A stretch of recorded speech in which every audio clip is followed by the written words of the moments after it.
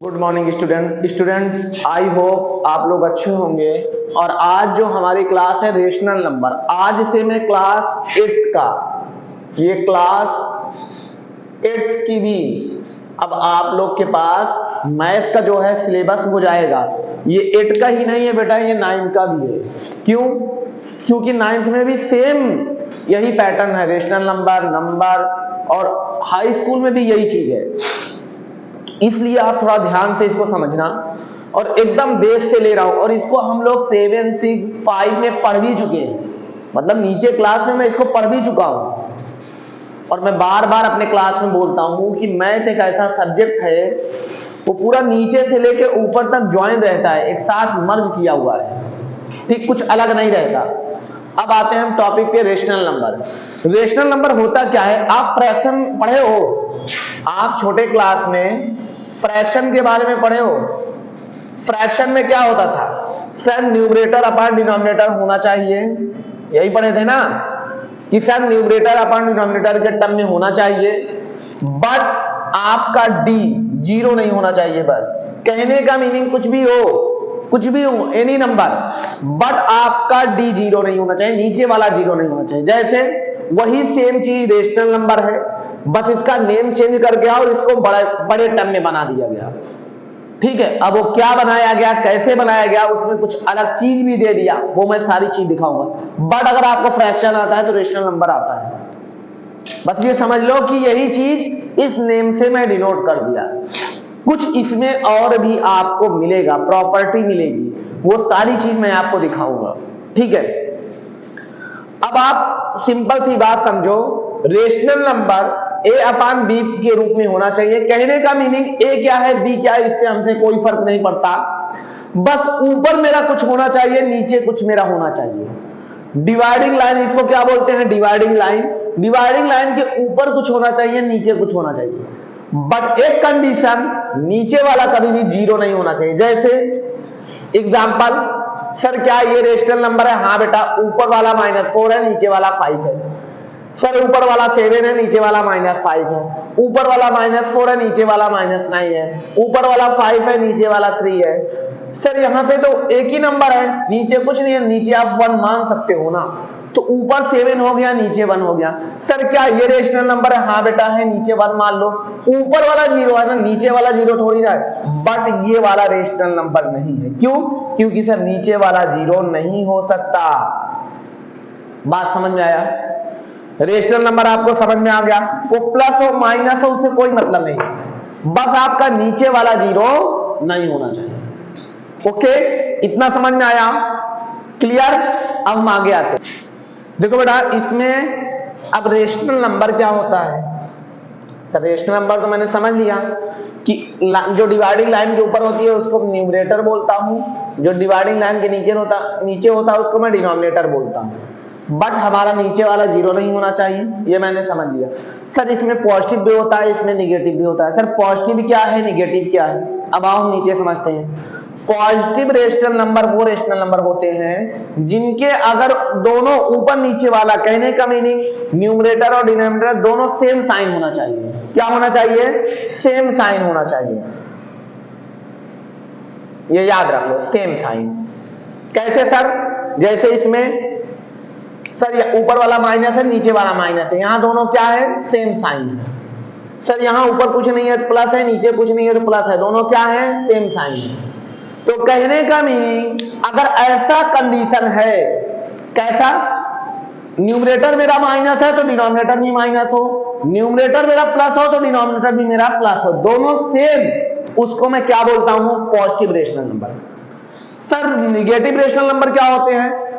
Numerator अगर positive है तो डिनोमिनेटर निगेटिव होना चाहिए, मतलब अपोजिट साइन। आप ये बोल सकते हो अपोजिट साइन। कैसे सर? जैसे ये ऊपर वाला माइनस है, नीचे वाला मेरा कुछ नहीं दिया, क्या है? प्लस है। ऊपर वाला कुछ नहीं दिया, प्लस है, नीचे वाला दिया है माइनस है। ठीक, बात समझ में आया? जैसे ये दो। अच्छा ये बताओ, सर ऊपर कुछ नहीं दिया, प्लस है, नीचे कुछ नहीं दिया, प्लस है, दोनों सेम साइन, तो क्या हुआ? पॉजिटिव हो गया। बात समझ में आया? पॉजिटिव और नेगेटिव रेशनल नंबर समझ में आ गया? बस इतना याद रखो, positive number rational number same sign, ऊपर भी नीचे भी, ऊपर नीचे दोनों सेम साइन, जैसे ये दोनों है। निगेटिव रेशनल नंबर ऊपर जो है उसका नीचे उल्टा, अगर ऊपर प्लस है नीचे माइनस, अपोजिट साइन। बात समझ में आया? क्लियर हो गया? ओके। देखो बेटा, अब जो मेरा टॉपिक है, तीसरी टॉपिक, मैंने दो चीज सीख लिया। फर्स्ट, रेशनल नंबर क्या होता है, second is positive rational number and negative rational number. ये थर्ड इज मैं सीख रहा हूं, थर्ड टॉपिक। ये तीसरी टॉपिक मेरी क्या है, equivalent rational number. Sir equivalent rational number क्या है? कभी भी क्वेश्चन में पूछ ले इक्विवेलेंट रेशनल नंबर लिखो या 5 लिखो, 6 लिखो, कैसे लिखा जाएगा वो भी मैं बता दूंगा। ठीक है, क्वेश्चन में आ जाएगा 5 इक्विवेलेंट रेशनल नंबर लिखो, एक दे देगा उसका 5 आप लिखो। ठीक, अब कैसे, ये क्या चीज है, देखो हम क्वेश्चन अकेले नहीं कर रहे हैं, हम पहले उसकी नीचे तक उसके जा रहे हैं, उसके एक एक पॉइंट, एक एक बेस को समझ रहे हैं। आप कोई भी चीज पढ़ो रट के नहीं, पहले उसको समझो ये इक्विवेलेंट है क्या, ये चीज है क्या चीज।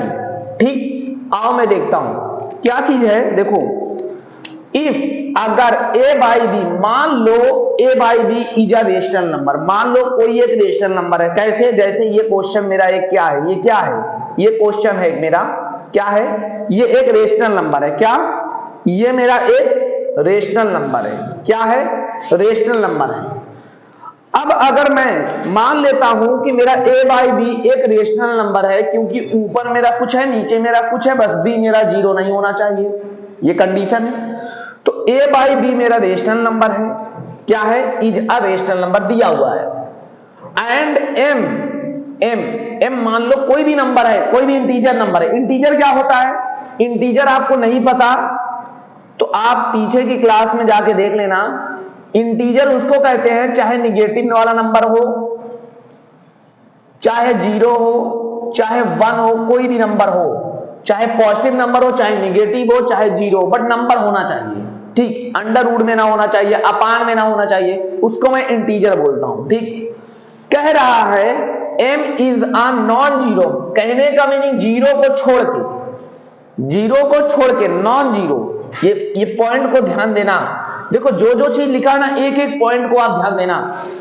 m is a non zero, क्या? नॉन जीरो इंटीजर, कहने का मीनिंग m कुछ भी हो सकता है, m 10 हो सकता है, m की जगह मैं 15 ले सकता हूं, m की जगह मैं -2 लिख सकता हूं, m कुछ भी हो, m की जगह कोई भी नंबर, चाहे वो नंबर पॉजिटिव हो, चाहे वो नंबर निगेटिव हो, क्या हो? निगेटिव हो, कुछ भी हो, बट वो इंटीजर हो। इंटीजर किसको कहते हैं मैं आपको बार बार बता रहा हूं, अगर नहीं पता तो आप फिर एसएमएस करना व्हाट्सएप पे कि सर इंटीजर क्या होता है, उसकी भी मैं क्लास ले लूंगा। ठीक, तो कोई भी इंटीजर हो, और वैसे मैं यहां थोड़ा सा बता भी दे रहा हूं, मतलब कोई भी नंबर हो, जैसे -15 ये भी इंटीजर है, 17 ये भी, मतलब चाहे वो निगेटिव नंबर हो चाहे पॉजिटिव, सिंपल सा नंबर हो, वो इंटीजर नंबर है। ठीक, अब कह रहा है कि वो इंटीजर हो, बट कैसा इंटीजर? नॉन जीरो, कहने का मीनिंग जीरो को छोड़कर, क्योंकि जीरो भी मेरा इंटीजर में आता है, इसलिए यहां लिखा है नॉन जीरो। और जीरो को क्यों छोड़ के? क्योंकि जीरो का किसी नंबर में मल्टीप्लाई करोगे तो वो नंबर जीरो बन जाता है, इसलिए जीरो को छोड़कर कोई भी इंटीजर हो, अगर मैं उस इंटीजर से ऊपर भी मल्टीप्लाई करूं, नीचे भी मल्टीप्लाई करूं, तो हमारा जो नंबर आएगा वो इक्वल आएगा। कैसे? जैसे क्वेश्चन है -3/5, मान लो ये क्या है, ये मेरा एक रेशनल नंबर है। कैसा रेशनल नंबर है? निगेटिव रेशनल नंबर है, बट रेशनल नंबर है ना, वो पॉजिटिव है निगेटिव वो बात की बात है। ये एक रेशनल नंबर है। अब इसमें मान लो मैं एक 2, ये 2 कोई इंटीजर है, क्या है? कोई एक इंटीजर है, इसका मैं दोनों में मल्टीप्लाई कर रहा हूं, ऊपर भी कर रहा हूं नीचे भी, तो क्या आएगा? माइनस, ऊपर आ जाएगा -6, नीचे आ जाएगा 10, और यहां क्या था स्टार्टिंग में? -3/5, ये तो मैंने माना था। अब आओ इसको सॉल्व करो। मैं कह रहा हूं नहीं, मैं 2 नहीं लूंगा, मैं 3 लूंगा।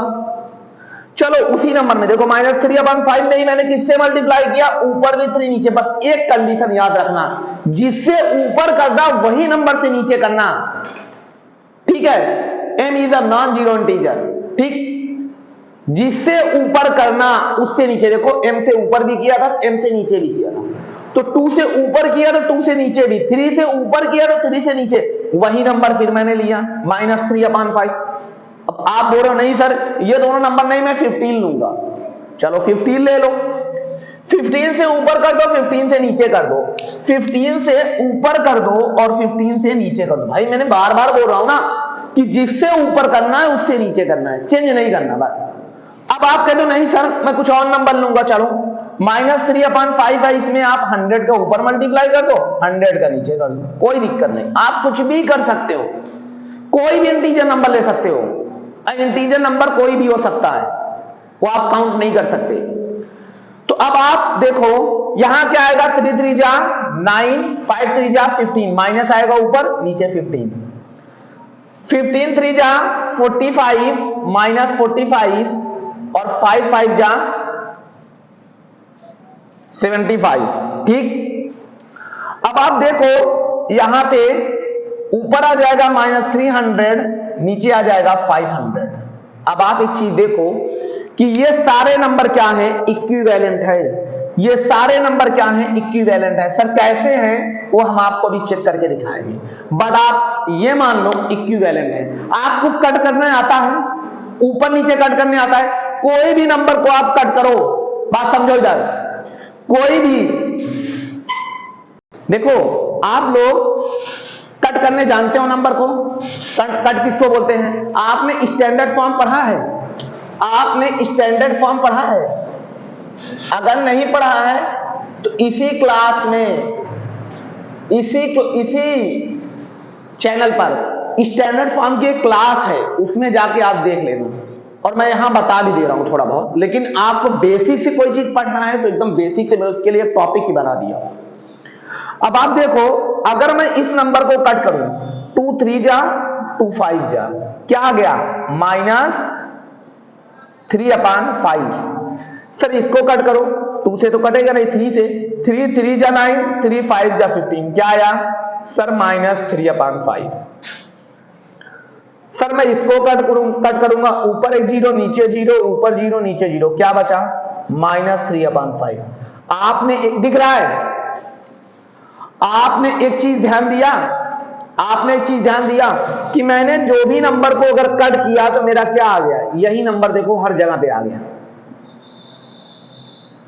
तो सिंपल सी चीज है, अगर कोई भी चीज, कोई भी रेशनल नंबर में, इसी को इक्विवेलेंट बोलते हैं। मतलब -3/5, अगर मैं ये लिखा है 6/-6/-10, 3 2 जा, तो ये दोनों क्या है, इक्विवेलेंट है। -9/15 लिखा है, इसका इक्विवेलेंट है।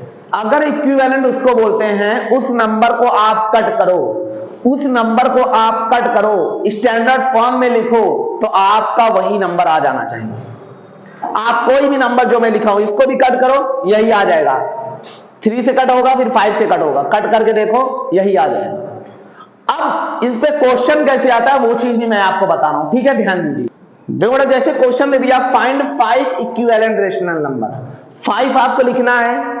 क्वेश्चन दे दिया ए ये वाला, बी ये वाला, तो आप ए वाला क्या करोगे, पहले लिख लो 2/5, इसमें पहले 2 से मल्टीप्लाई कर दो, फिर लिखो 2/5, इसमें 3 से मल्टीप्लाई कर दो, फिर आप लिखो 2/5, इसमें 4 से मल्टीप्लाई कर दो, फिर आप लिखो 2/5, इसमें 5 से कर दो मल्टीप्लाई, फिर आप लिखो 2/5, इसमें 6 से मल्टीप्लाई कर दो। कितने हुए काउंट करो, 1 2 3 4 5 हो गए। अब मल्टीप्लाई कर लो, 2 2 जा 4, 5 2 जा 10, 2 3 जा 6, 5 3 जा 15, 2 4 जा 8, 5 4 जा 20, 2 5 जा 10। आप इसको इक्वल लिख सकते हो, कोई दिक्कत नहीं, सब इक्वल है। 5 5 जा 25, 2 6 जा 12, 5 6 जा 30। तो first number, second number, third number, fourth number, fifth number. कहने का मीनिंग कोई भी क्वेश्चन, जैसे ये दिया है, इसमें ऊपर भी 2 मल्टीप्लाई कर दो, नीचे भी 2, फिर इसी में 3 ऊपर नीचे 3, फिर इसी में ऊपर 4 नीचे 4, फिर इसी नंबर में ऊपर 5 नीचे 5, फिर इसी में ऊपर 6, मतलब जो ऊपर करो वही नीचे, आपका इक्विवेलेंट लिखता हुआ चला जाएगा। जितना बोला है 10 बोला है 12 बोला है, जितना बोला है उतना उतनी बार मल्टीप्लाई करते चले जाओ, इस नंबर में उतनी बार मल्टीप्लाई करते चले जाओ। क्वेश्चन समझ में आया? अब मैं आगे टॉपिक पे देखो बेटा, जो मेरा अभी मैंने क्या पढ़ा था, इक्विवेलेंट रेशनल नंबर। अब इक्विवेलेंट में क्या होता था, मल्टीप्लाई, कोई भी नंबर मल्टीप्लाई उसमें करते जाओ करते जाओ करते जाओ। एक इक्विवेलेंट और होता है, कैसे होता है, ये भी इक्विवेलेंट है, अगर ज्यादा दिया उसको कम कर दो। कैसे? जैसे वही इक्विवेलेंट में समझ लो, ये भी पढ़ रहे हो, a by b is a rational number, same, and m is a common divisor। क्या है? Common divisor a and b। अभी तक क्या था, कॉमन मल्टीपल था, मतलब कॉमन मल्टीप्लाई कर देता था मैं। अब क्या, कॉमन डिवीजर। जैसे मान लो a बाई b मेरा एक रेशनल नंबर था, मैंने m से a में भी डिवाइड किया, m से b में, मतलब जो ऊपर वाले नंबर को मैं डिवाइड कर रहा हूं जिस नंबर से, उसी नंबर से मैं नीचे वाले नंबर को भी डिवाइड करूंगा। तो मेरा जो आंसर आएगा वो मेरा इक्विवेलेंट रेशनल नंबर रहेगा। कैसे? जैसे देखो 35/40, मैंने एक क्वेश्चन लिया, मैंने इसमें कोई एक इंटीजर मान लिया, क्या, जीरो को छोड़ के, यहां पे भी ध्यान देना, नॉन जीरो होना चाहिए। जैसे पहले वाले कंडीशन में नॉन जीरो इंटीजर था, वैसे ही यहां जो मेरा m है वो क्या होना चाहिए, नॉन जीरो इंटीजर होना चाहिए। नॉन जीरो इंटीजर कहने का मीनिंग वो इंटीजर हो बट जीरो नहीं होना चाहिए, बस। ठीक।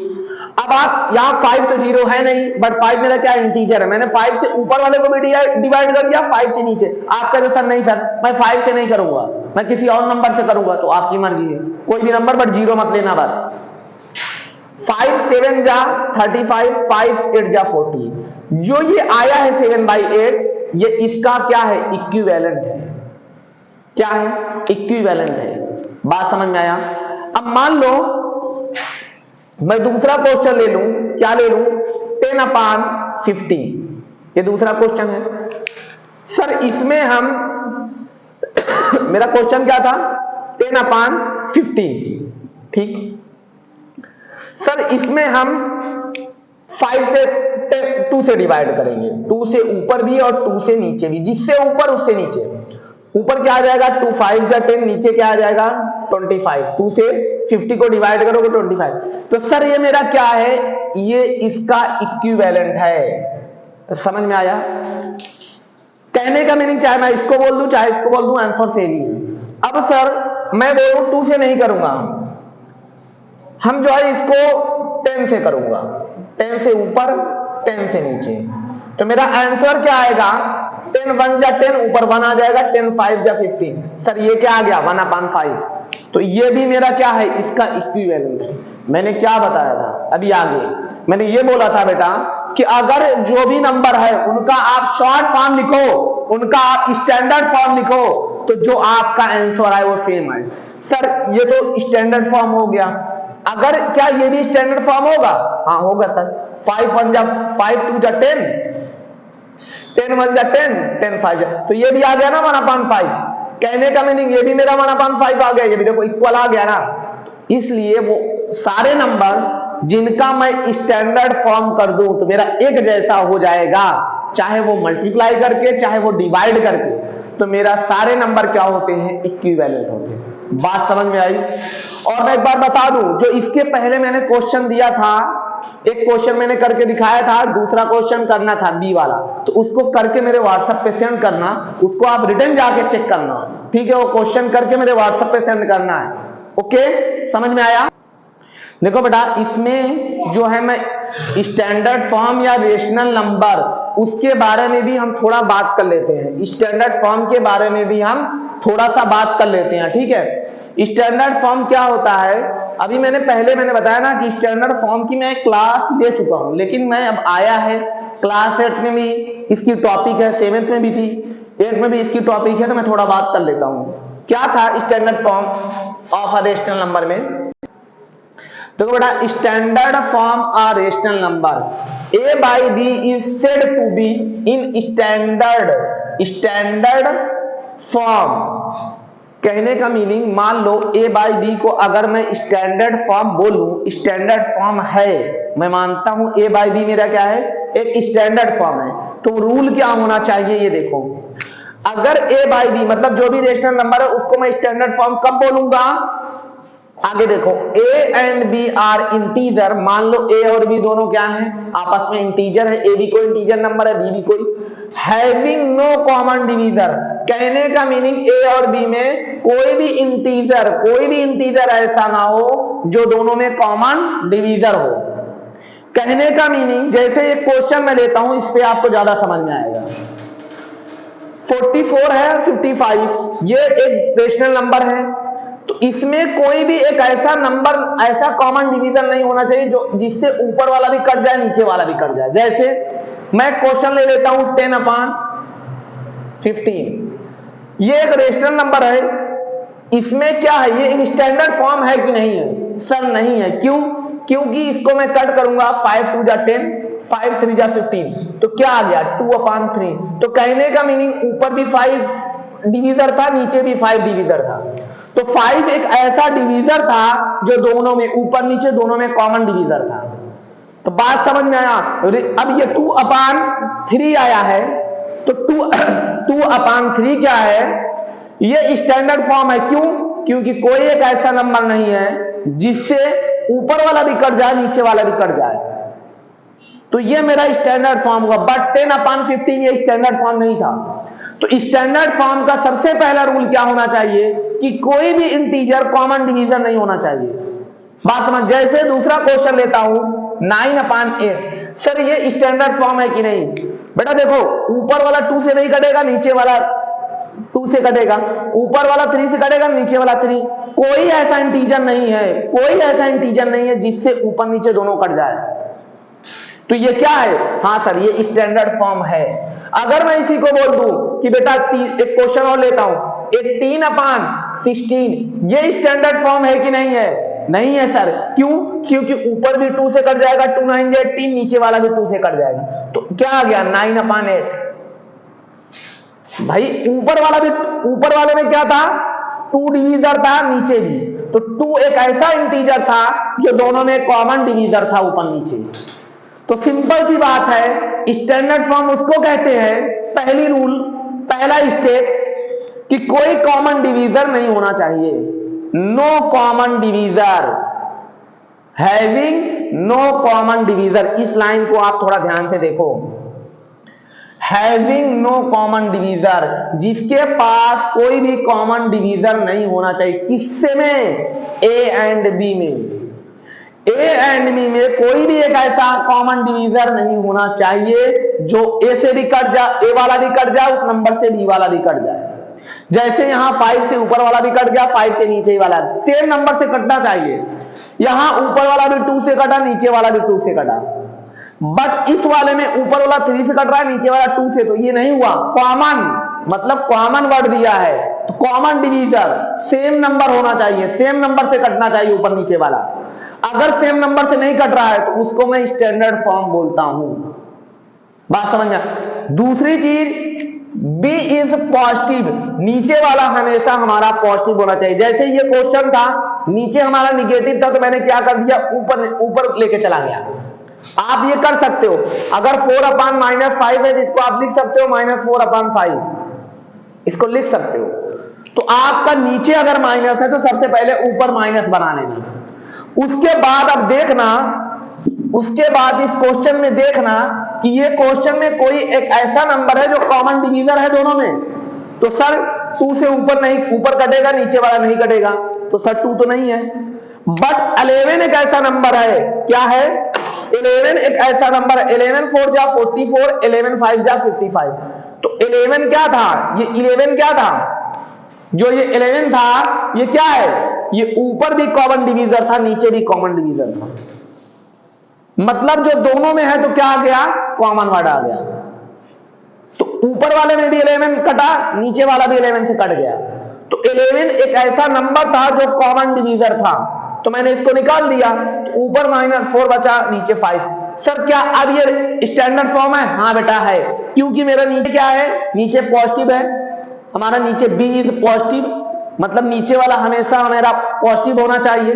सर पॉजिटिव है, सर पहले निगेटिव था, मैंने पॉजिटिव बना दिया। उसके बाद सर अब इसमें कोई ऐसा नंबर नहीं है जो, ऐसा कोई कॉमन डिवीजन नहीं है जिससे दोनों नंबर कट जाए। भाई 2 से 4 कटेगा बट 5 नहीं कटेगा, 5 से कटेगा बट 4 नहीं कटेगा। तो कोई एक ऐसा नंबर नहीं है जो दोनों, जिस नंबर से दोनों नंबर कट जाए। तो अगर ऐसा कोई नंबर ना मिले कि जिस नंबर से दोनों नंबर कट जाए, तो उसी को मैं स्टैंडर्ड फॉर्म बोलता हूं। बात समझ में आई? ओके, देखो बेटा, अब मैं एक टॉपिक और समझता हूं। उस टॉपिक में क्या होता है, मतलब मल्टीप्लाई करने के बाद भी इक्वल आता है। कैसे? देखो, क्वेश्चन में कह रहा है, क्या कह रहा है, ध्यान दो थोड़ा। a बाई बी एक रेशनल नंबर है, c बाई डी एक और रेशनल नंबर है, b 2 रेशनल नंबर। अब क्या कह रहा है, 2 रेशनल नंबर, एक ये रेशनल नंबर, एक ये रेशनल नंबर, ठीक, 2 रेशनल नंबर है। अगर दोनों रेशनल नंबर आपस में इक्वल हैं, जैसे ये दोनों रेशनल नंबर 2/5 4/10 इक्वल है। सर इक्वल कैसे हैं, कैसे मुझे पता चला?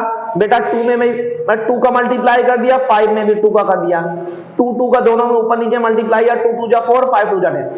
आप कोई भी रेशनल नंबर में चाहे कोई कॉमन मल्टीपल करो, कॉमन इंटीजर से मल्टीप्लाई कर दो या कॉमन इंटीजर से डिवाइड कर दो, तो जो नंबर आएगा वो इक्वल रेशनल नंबर ही आएगा, इक्विवेलेंट रेशनल नंबर ही आएगा। अभी मैंने इक्विवेलेंट रेशनल नंबर के बारे में पढ़ा था, उसमें क्या है, इसमें 2 टाइप था। एक कोई कॉमन नंबर से मल्टीप्लाई कर दो, बट ऊपर नीचे दोनों, ऊपर भी होना चाहिए नीचे भी होना चाहिए। फिर आप क्या करो, कोई कॉमन नंबर से डिवाइड कर दो, बट यहां पे भी क्या करना है, ऊपर भी वही नंबर से करना है, नीचे भी वही नंबर से करना है। तो जो भी नंबर आएगा क्या आएगा सर, इक्विवेलेंट रेशनल नंबर आएगा। ये चीज मैंने अभी सीखा था इसके पहले 2 पॉइंट। वही चीज मैंने क्या किया, ऊपर भी 2 का मल्टीप्लाई कर दिया, नीचे भी क्या आया 4/10। तो ये दोनों नंबर आपस में क्या है, इक्विवेलेंट है। अब मैं आपको अगर ऐसे कर दूं, मतलब ये चीज पहले वाले का दूसरे वाले के नीचे से और दूसरे वाले नीचे को पहले वाले नीचे से आपस में मल्टीप्लाई कर दो, इसको क्रॉस मल्टीप्लीकेशन बोलते हैं। मतलब क्रॉस मल्टीप्लीकेशन, 2 को मैंने 10 से मल्टीप्लाई कर दिया, इक्वल लगाया, 5 को 4 से कर दिया, तो 2 10 जा 20 और 5 4 जा 20। ये हमारा चेक करने का तरीका है कि मेरा जो क्वेश्चन है वो इक्विवेलेंट है कि नहीं। अभी मैं बोल दूं बेटा, एक क्वेश्चन है 3/6 और इसका इक्विवेलेंट आया है 9/18, तो बेटा ये इक्विवेलेंट है कि नहीं, कैसे चेक करोगे आप? सबसे आसान तरीका चेक करने का कि सर इक्विवेलेंट है कि नहीं, क्रॉस मल्टीप्लीकेशन कर दो। 3 × 18 इक्वल 6 × 9। 3 कितना आएगा, 8 3 जा 24, 4 2 कैरी, 3 1 जा 3 2 5, 9 6 जा 54, इक्वल आ गया ना। तो ये इक्विवेलेंट है, ये दोनों नंबर आपस में इक्विवेलेंट है। अगर इक्विवेलेंट नहीं होते तो इक्वल नहीं आता। जैसे अगर मैं इसी पे एक क्वेश्चन ये ले लूं, 2/5 इक्वल 3/10, सर क्या ये इक्विवेलेंट है? सर क्या, या मैं ये ले लूं 6/10, सर क्या ये इक्विवेलेंट है? तो बेटा आप कैसे चेक करोगे, क्या ये दोनों आपस में इक्विवेलेंट हैं? तो आप चेक करने का तरीका क्या है, क्रॉस मल्टीप्लिकेशन। 2 × 10 इक्वल 5 × 6, 2 10 जा 20, 5 6 जा 30, तो सर नॉट इक्वल आया। अगर नॉट इक्वल आया तो इसका कहने का मीनिंग है जो ऊपर नंबर दिया वो इक्विवेलेंट नंबर नहीं है। तो इक्विवेलेंट बनाना आ गया, बनाने का तरीका मैंने बता दिया कि ऊपर भी कोई नंबर से मल्टीप्लाई करो, नीचे भी कोई नंबर से मल्टीप्लाई करो, पहला कंडीशन। ऊपर वाले में कोई नंबर से डिवाइड करो, नीचे वाले में भी वही नंबर से डिवाइड करो, दूसरा तरीका। अब सर इक्विवेलेंट चेक करने का तरीका क्या है? तो इक्विवेलेंट चेक करने का तरीका क्या है कि क्रॉस मल्टीप्लिकेशन कर दो, दोनों तरफ का इक्वल आना चाहिए। बात समझ में आया? इसको मल्टीप्लाई करो, फिर इक्वल ये वाले का दूसरी तरफ। अगर हमारा इक्वल आ गया, जैसे ये इक्वल आया तो हमारा इक्विवेलेंट है। अगर हमारा इक्वल नहीं आया, इधर 20 इधर 30, तो हमारा इक्विवेलेंट नहीं है। समझ में आया? जो इधर आना चाहिए वही इधर भी आना चाहिए, कुछ भी XYZ। समझ में आया? अब आपको ये आ गया रेशनल नंबर, आपको ये आ गया positive rational number, negative rational number, आपको ये आ गया कि सर इक्विवेलेंट रेशनल नंबर बनाते कैसे हैं।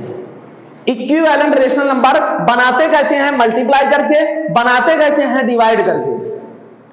तीसरा तरीका स्टैंडर्ड फॉर्म हमको आ गया। चौथा तरीका पांचवा तरीका क्या सीखा हमने? पांचवा तरीका मैंने ये सीखा कि सर इक्विवेलेंट चेक कैसे करेंगे, इक्विवेलेंट नंबर चेक कैसे करेंगे कि सर इक्विवेलेंट है कि नहीं है। मान लो दे दिया है कोई क्वेश्चन कि ये इक्विवेलेंट है कि नहीं, तो आपको चेक करने का तरीका क्या है? ये जो चेक करने का तरीका है ना, ये बहुत अच्छा तरीका है। इससे मैं बहुत से मान निकालता हूं, बहुत से वैल्यू निकालता हूं। अभी आगे क्वेश्चन में इसका बहुत यूज आएगा। ये जो चेक करने का तरीका अभी मैंने सीखा, क्रॉस मल्टीप्लिकेशन, इसको एक नाम आप दे सकते हो, क्रॉस मल्टीप्लिकेशन। ठीक, समझ में आया? ओके।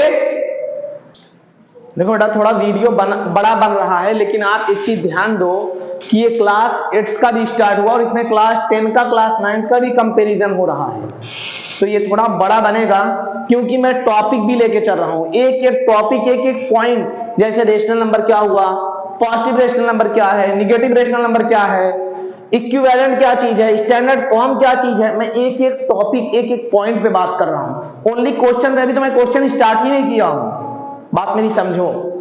अब है कंपैरिजन। क्या? Compare, comparison of rational number. अब मुझे अगर कंपेयर करना हुआ, मान लो दो रेशनल नंबर दे दिया है, एक दे दिया है, मैं यहां क्वेश्चन लेता हूं, यहीं पे ले लेता हूं, -4/5 और एक दे दिया है सर 7/2, ऐसा कोई भी रेशनल नंबर दे दिया है। अब आप कंपेयर करो कि ये रेशनल नंबर बड़ा है या ये रेशनल नंबर बड़ा है। तो पहले, सबसे पहले आसान तरीका जो है, अगर ऐसा दिया है प्लस एक माइनस, तो ये याद रखना इवरी रेशनल नंबर पॉजिटिव से बड़ा हो। अगर इवरी पॉजिटिव रेशनल नंबर है, कौन सा? पॉजिटिव रेशनल नंबर, तो 0 से बड़ा होगा। मान लो यहां 0 भी दिया है। अब कह रहा है तीनों में से कौन सबसे बड़ा है, इसके नीचे कुछ नहीं दिया, 1 मान सकते हो भाई। ठीक, सर इन तीनों में कौन से रेशनल नंबर सबसे बड़ा है, तो क्या कह रहा है? इवरी पॉजिटिव रेशनल नंबर 0 से बड़े होते हैं। तो ये कह रहा है पॉजिटिव नंबर कौन सा है? पॉजिटिव नंबर, रेशनल नंबर वो नंबर होते हैं, मैंने बताया हूं, यहां पे मैं पढ़ाया भी हूं कि पॉजिटिव रेशनल नंबर वो नंबर होते हैं जिनके दोनों साइन सेम हो, सेम साइन वाले। सर यहां पे भी प्लस, यहां पे भी, तो ये मेरा पॉजिटिव हो गया। सर निगेटिव वाला, ये मेरा निगेटिव वाला हो गया, क्योंकि सेम साइन नहीं होना चाहिए, ऊपर वाला माइनस है, नीचे वाला प्लस है। बात समझ में आई? इतना ये क्लियर हो गया। अब आप एक चीज यहां पे देखो, दूसरी लाइन कह रहा है every negative rational number is less than 0, मतलब अगर निगेटिव नंबर होता है वो 0 से छोटा होता है, पॉजिटिव नंबर 0 से बड़े होते हैं, निगेटिव रेशनल नंबर 0 से छोटे होते हैं। आप इसको ये बोल सकते हो, ये लाइन बोल सकते हो कि every positive rational number greater होता है 0 से और इवरी रेशनल नंबर स्मॉलर होता है 0 से। तो कहने का मीनिंग सबसे, अगर ये तीनों है ऐसा, पॉजिटिव दिया है, निगेटिव रेशनल नंबर दिया और 0 दिया है, तो सबसे बड़ा पॉजिटिव वाला हो जाएगा, फिर उसके बाद 0 वाला हो जाएगा, फिर निगेटिव वाला आएगा। जैसे मैं यही क्वेश्चन ले लूं, जो क्वेश्चन आपको यहां दिया हूं, क्वेश्चन क्या है? 7/2 -4/5 0/1। सबसे ग्रेटर कौन है सर? तो सबसे ग्रेटर सर पॉजिटिव नंबर है 7/2। फिर सर उसके बाद क्या है? सर उसके बाद 0 है, फिर उसके बाद क्या है? सर उसके बाद माइनस वाला है। तो बात समझ में आ गया होगा। कब? जब आपको पॉजिटिव दिया हो, निगेटिव दिया हो, 0 दिया हो, इस तरीके से कंपेयर करनी। लेकिन अगर दोनों पॉजिटिव दे दिया हो या फिर दोनों निगेटिव दे दिया, तो सर उसके लिए क्या करेंगे? मान लो यहीं पे ये वाला भी निगेटिव हो गया होता, ऐसा कुछ होता कि सर आप बताइए आप कि ये भी निगेटिव वाला है, ये भी, अब सर बताइए कौन ग्रेटर है, कौन स्मॉलर है? तो अब भाई दोनों निगेटिव है, तो क्या करेंगे? उसका दूसरा तरीका है, उसका क्या है? दूसरा मेथड है, पूरा स्टेप है, उसको आप फॉलो करते हैं। ठीक, समझ में आया? देखो बेटा, अभी तक अगर एक पॉजिटिव एक निगेटिव था तो हम डायरेक्ट चेक कर लेते थे, जो पॉजिटिव है वो ग्रेटर है, जो निगेटिव है वो स्मॉलर है। मैंने ये तरीका सीख लिया। लेकिन अगर क्वेश्चन दे दिया दोनों निगेटिव है तो आप क्या करोगे? ये फॉलो करो। सबसे पहले आपको क्या करना है, पॉजिटिव डिनोमिनेटर, मतलब सभी को पॉजिटिव डिनोमिनेटर बना दो। सर यहां डिनोमिनेटर निगेटिव है तो इसको ऊपर कर दो, -3/8, और ये ऊपर ही है, नीचे वाला पॉजिटिव है, कोई दिक्कत नहीं। समझ में आया? ऐसे बना लो। पहला कंडीशन, पहला स्टेप आपका हो गया। अब दूसरा स्टेप क्या करो, एलसीएम ऑफ दीज डिनोमिनेटर, दोनों डिनोमिनेटर का क्या करो, एलसीएम ले लो। 8 और 6 का एलसीएम ले लो। क्या आएगा? 2 4 जा 8, 2 3 जा 6, 2 2 जा 4, 3, 2 1 जा 3 और 3 1 जा, क्या आया सर? 2 2 जा 4, 2 जा 8, 3 जा 24। आपका एलसीएम क्या आ गया सर? 24 आ गया। आपको एलसीएम नहीं आता तो एलसीएम की क्लास इसमें आगे पढ़ाई गई और इसके स्क्रीन इंड स्क्रीन पर लग जाएगी, वहां आप जाके देख लेना। अब आप सर आपका 24 एलसीएम आ गया। अब तीसरा स्टेप क्या करा, ऑक्टेंड इन स्टेप 1, मतलब स्टेप 1 को देखो, उसके बाद express each rational number with LCM as the common division, मतलब इन दोनों के, इसके डिनोमिनेटर और इसके में कॉमन डिवीजन निकालो। कहने का मीनिंग सिंपल सी चीज है, आप हर डिनोमिनेटर से इसको डिवाइड करो। पहला डिनोमिनेटर 8 है, 8 से 24 को डिवाइड करो, क्या आया सर? 3 आया।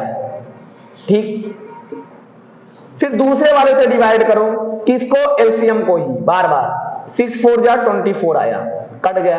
सर पहले में 3 आया, दूसरे में 4 आया, तो जो आया उसी में मल्टीप्लाई कर दो। मतलब इस वाले में ऊपर नीचे 3 से कर दो, इस वाले में ऊपर नीचे 4 से कर दो, जो आपका कॉमन डिवीजर, जो आपका डिवीजर आया है। अब कैसे करोगे?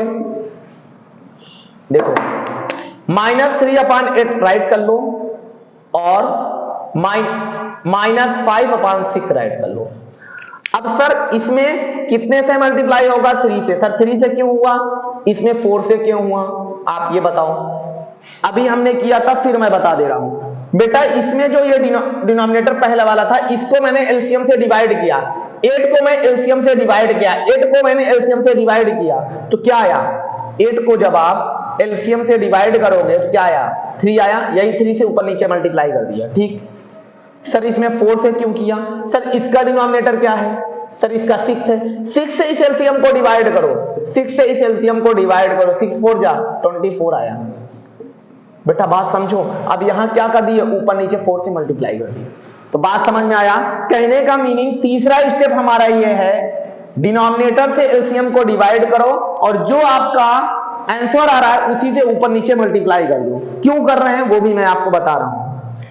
3 3 जा -9, 8 3 जा 24 और 5 4 जा 20, 6 4 जा 24।